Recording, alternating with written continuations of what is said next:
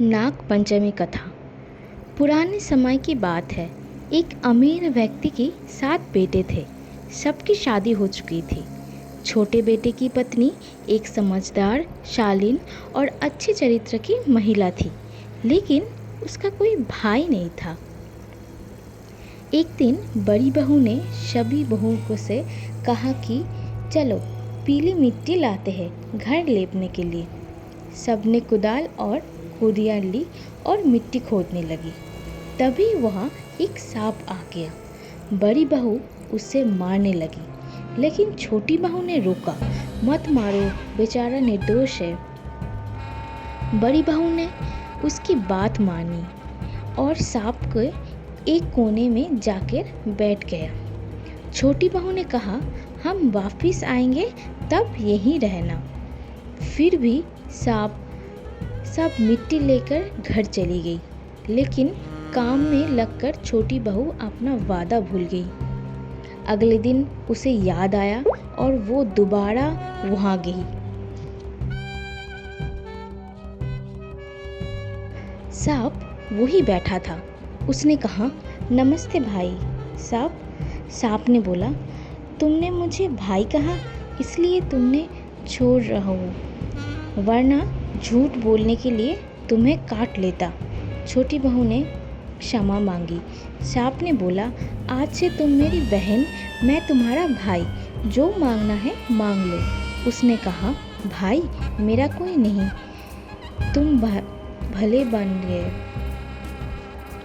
कुछ दिन बाद सांप मनुष्य रूप में उसके घर आया और बोला, अपनी बहन को भेजो। घर वालों ने पूछा, इसका तो कोई भाई नहीं। तब उसने कहा, मैं इसका दूर का भाई हूँ, बचपन में छोड़ गया था। विश्वास करके घर वालों ने छोटी बहू को उसके साथ भेज दिया। रास्ते में उसने बताया, मैं वही सांप हूँ, डर मत, जहाँ चलना में मुश्किल हो मेरा पूंछ पकड़ लेना। वो उसके घर पहुंची तो धन दौलत देखकर हैरान रह गई। एक दिन सांप की माँ ने कहा, मैं काम से जा रही हूँ, अपने भाई को ठंडा दूध पिलाना। लेकिन वो भूल गई और गर्म दूध पिला दिया, जिससे सांप का मुंह जल गया। माँ गुस्सा हो गई, लेकिन सांप ने समझाया। उसने कहा, अब मेरी बहन को उसके घर भेज दो।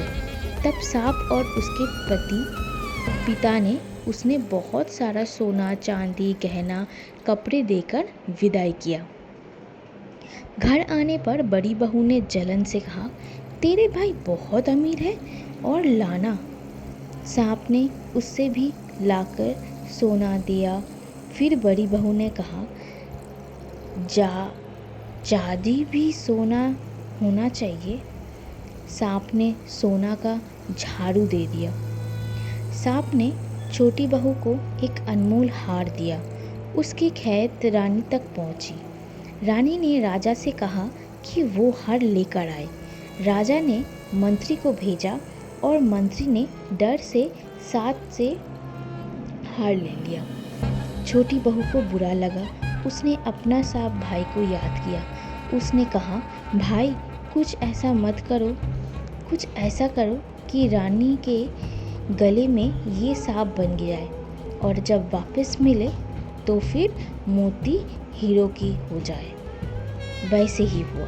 रानी ने जैसे ही हार पहना वो सांप बन गए। रानी चीखने लगी। राजा ने सांप को बुलाया। राजा ने सेठ को बुलाया। छोटी बहू ने कहा, ये हार मेरे गले में ही मोती हीरो की होती है, दूसरे गले में सांप। राजा ने कहा, पहन के दिखाओ। उसने पहना और वैसे ही मोती हीरो की बन गया। राजा ने खुश होकर उसको इनाम दिया।